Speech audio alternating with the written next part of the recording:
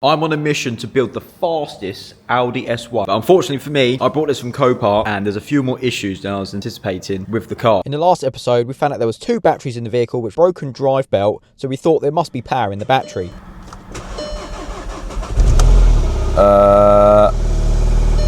What? It runs? That's insane! Oh, that's not good. Oh, what's this? Alternator fault. Then I opened the bonnet to then realise there was actually no drive belt fitted to the car at all. We put a new drive belt on it and then we started to run it up to see what it sounds like. It's running absolutely perfect. Unfortunately for me, this noise didn't sound good for long. So it doesn't make sense. And as soon as I took the sump off, I knew we were in a bit of trouble. There was the flush washer just sitting there with loads of metal filings sitting all around the sump. Look how bad that is. So that leads us to today. So let's see what we find. We've fixed the clutch issue, which you see in the last video, but today we're going to try and fix this horrendous noise. We can hear it now. Hear that?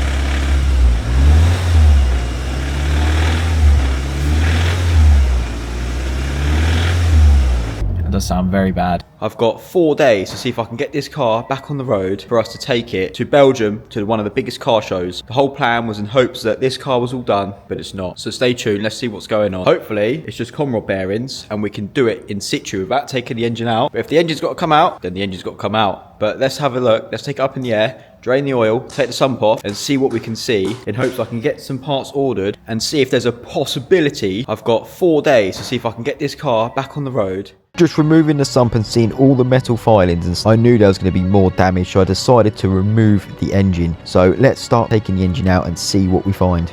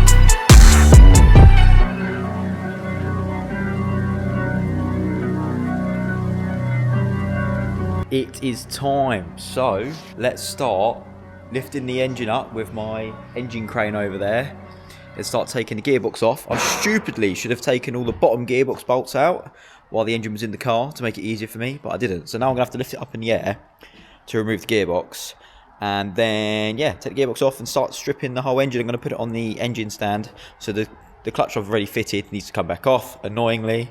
So I'm pretty much doing the job again, if you know what I mean. So it's pretty long, but let's lift it up with the forklift and see how we get on.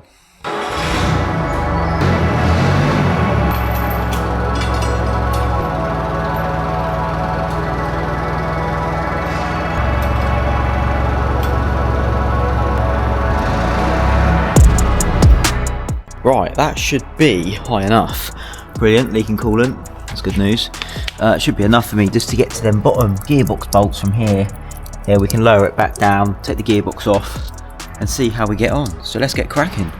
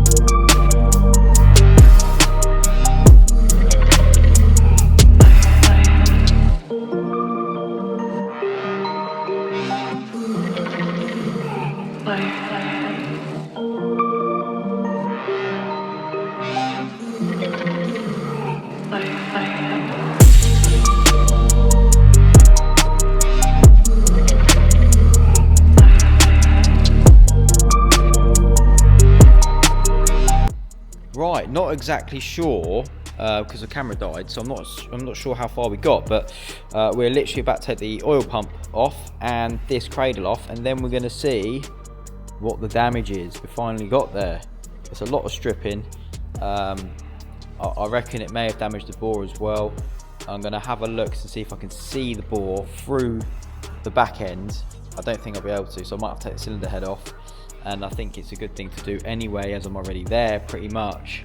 So let's take the oil pump off and this cradle off, and we'll see what we got. Right guys, we have it all off. Let's inspect the damage then. You can see there is wear on that journal there.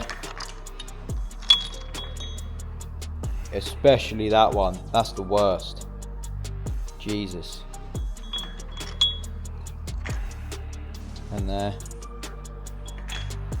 I'm not sure about this one. Slight wear on that one as well. So I'm just waiting for the timing tool to arrive so I can actually take this chain off, because I need to take these pulleys out. These pulleys in here, I need to take them off with a special tool, so I can take this all off, take the chain off, so I can actually take this crankshaft to see what we can do with it. I need to take the cylinder head off as well, but again I can't take the cylinder head off until the chain's off. So I think that's it so far. So hopefully in the next day or so the tool should arrive and we can continue investigating.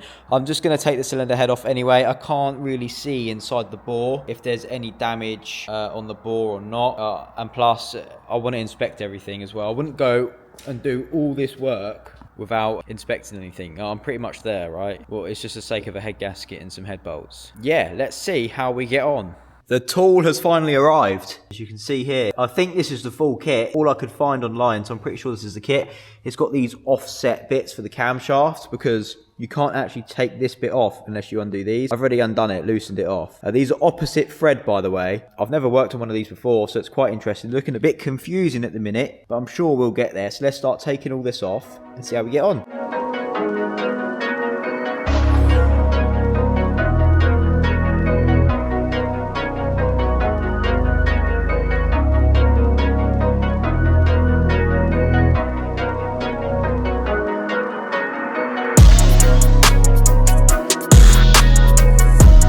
Right guys, the moment of truth. Let's see what the bores are like on this engine. It's looking promising so far on cylinder 1 and 4.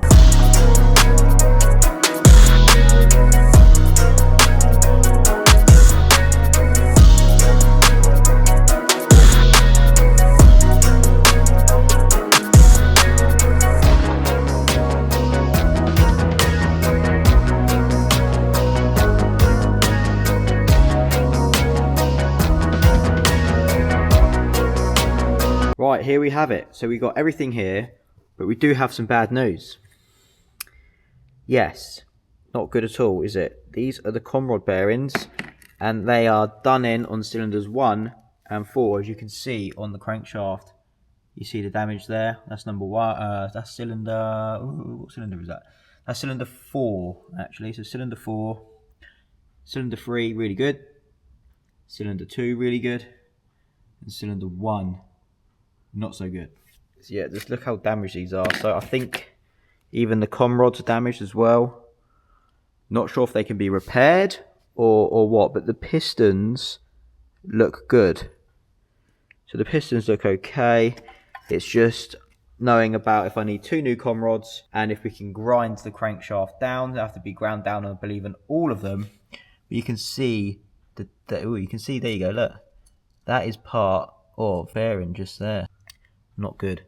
So I'm not sure where the thrust washers sit exactly on this crankshaft, so I don't know if it's here, or here. I'd have to have a look. There might be some markings that might tell me, but I can't see anything. So we need to speak to the engineering shop and see what they can do modification-wise. And yeah, we'll see what happens. I have to go speak to them. It'll be Monday now. I'm actually going to Belgium tomorrow. So there was no chance this car was getting done at all because it's only just been stripped. We're waiting for that specialist tool to come. Otherwise, it still wouldn't have been done, to be honest with you. It needs a lot more work than we were expecting. If you haven't already, make sure you subscribe. Like the video, as this video is just the beginning and it's going to be absolutely insane. And you don't want to miss it because we're going to build this up and make this an absolute weapon. I could have just put another engine in it, but at the end of the day, you're spending $2 and a bit grand on an engine where, why would I do that when I can just spend maybe less than that to modify this crankshaft, make it absolutely solid, where it can handle this all day long, new gaskets, new seals, all that sort of jazz, and it'll be absolutely mint. So make sure you're following because it's going to be a madness, and we'll see you in the next video.